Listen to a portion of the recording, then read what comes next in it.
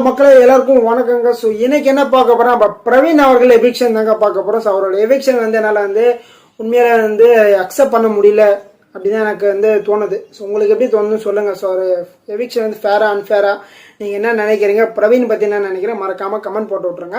So நம்ம பிரவீன் பத்தாங்க பார்க்க போகிறோம். அதுக்கு முன்னாடி நம்ம சேனலுக்கு புதுசாக இருந்ததுன்னா லைக் பண்ணுங்க, சப்ஸ்கிரைப் பண்ணுங்க, உங்களால் முடிஞ்ச அளவுக்கு உதவி பண்ணுங்க மக்களே.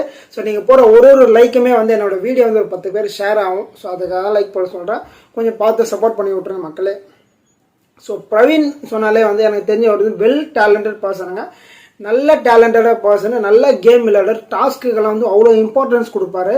ஸோ நல்ல சூப்பர் கேம் பிளேயர்னு சொல்லலாம். ஓகேங்களா, எக்ஸாம்பிள் இந்த 3 கெஸ்ட் வந்திருந்தாங்க. 3 கெஸ்ட் நம்ம இவர் திவாகர் மற்றும் வினோத் அப்போ பார்வதி 3 பேரை நிற்க வச்சு ஒரு கெமி கூட இருந்தாங்க. ஓகேங்களா, ஒரு விஷயமா பண்ண சொன்னாங்க. ஸோ எங்களை டிவி பார்க்கணும் தோணுது, டிவி மாதிரி பண்ணுங்க, பாட்டு பாடுங்க, இந்த மாதிரி சில விஷயங்களை பண்ணும்போது நம்ம பிரவீன் அவர்கள் அப்போ இவங்க பிரியங்கா இருக்காங்களா, பிரியங்காக்கு கையில் ஏதோ ப்ராப்ளம்ஸ் அப்போ ஹெல்ப் பண்ணிட்டு இருந்தார். ஹெல்ப்னா அவங்களை அவங்க சொல்கிறத நம்ம செய்யணுன்ற மாதிரி அந்த பொசிஷனில் அவர் இருந்தாலும் அதை பண்ணிட்டு இருந்தால் டிவி போடுங்கன்னு சொன்னோடனே டிவியில் நம்ம பார்வதி அவங்க விஜயவாக இருந்தாங்களா, அவங்க இந்த பிக் பாஸ் ஷோ பற்றி எக்ஸ்பிளைன் பண்ணிட்டு இருக்காங்க. எக்ஸ்பிளைன் பண்ணும்போது டக்குன்னு இவர் போயிட்டு வெளியே பக்கத்தில் நின்றுட்டு சூப்பராக பண்ணாருங்க. அந்த டெஃப் அண்ட் டம்மெல்லாம் பார்ப்பாங்களா வீடியோ, அந்த மாதிரி சில விஷயங்கள் பண்ணார். அப்படியே அவங்க என்ன பேசுகிறாங்க மாதிரி சொல்கிறது பண்ணுறது, பின்னாடி திரும்பி ஒரு கேர்ள் மாதிரி பண்ணுறது.